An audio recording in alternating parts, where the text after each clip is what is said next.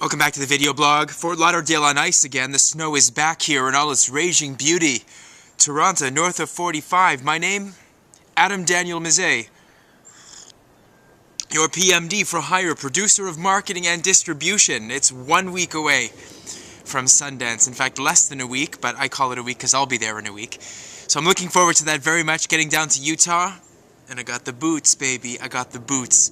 So yesterday was the ADM Film Fest. Every Saturday night's like kind of an ADM Film Fest. I try to watch like 3 or 4 movies in a row because I really don't get a chance to watch as many movies as I want during the week just because I'm too busy doing other things for clients. But the weekends I try to catch up. And I try to watch at least 3 movies a week, like in between client assignments. But then on the weekend, I like to give it like a nice, like 5 or 6 films. I think it's very important to watch movies. Like screenwriters, it's important to read scripts and screenplays and reading all kinds of material, novels and books. And I think it's important for people that are in the film business to watch movies for, at the end of the day, that's the reason why we come to the big picture. In the first instance, we don't come there because, we're interested in it strictly from a business perspective. And if you do, I tend to think there's something wrong with that. Anyway, so one of the films that I saw was the classic 1955, was The Night of the Hunter with Robert Mitchum, who plays this kind of deranged preacher, and I won't really spoil it for anybody who hasn't seen it before, but it is a noir. It falls firmly into the noir genre of the era.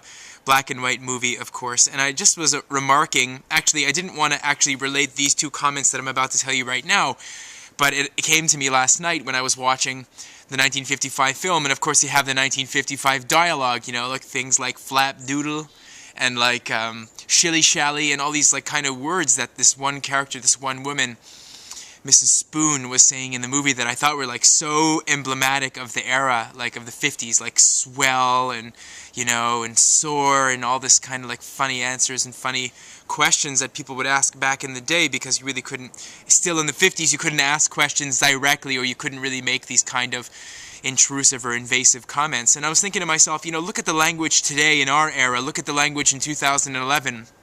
I'll Facebook ya, I'll sell ya, buzz me, give me a ring, I'll text ya, or just like lingo, like I'll send you an email. I can imagine like 25 years talking to somebody, and it's like, I'll send you an email. He's like, a what? A what?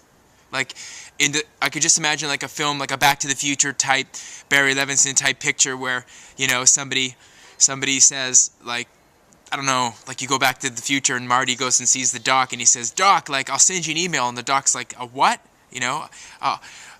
Like, give me your mobile phone. Your what?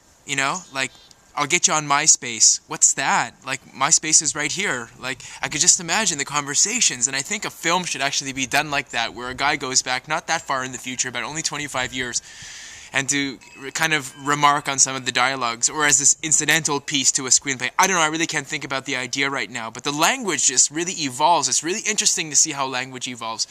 It'll be interesting, even as of 10 years ago, the language that we use is kind of different. And had we spoken like that 10 years ago, people that were not so involved with technology, I'm not talking about the digerati, but I'm just like the average Joe, who was just at that time making, email more of an ubiquitous thing. I remember, back in 2000, even I'd say to people, like, I'll send you an email. He's like, no, I'm not really big on the email thing. Call me instead. Today, you have so many people that are, like, so reticent to actually use the phone. They actually prefer email, to a live conversation. So like that movie last night, that 1955 film, really put into stark contrast for me the differences, in how language evolves over the eras. And that's what, like 65 years ago, 55 years ago, 56 years ago.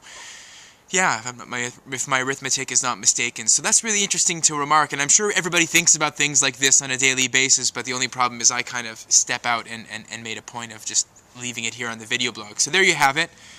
There you go, and thanks again for watching this weekend. Just getting my engines revved up for Sundance. I can't wait to be in Park City. There are so many good movies this year.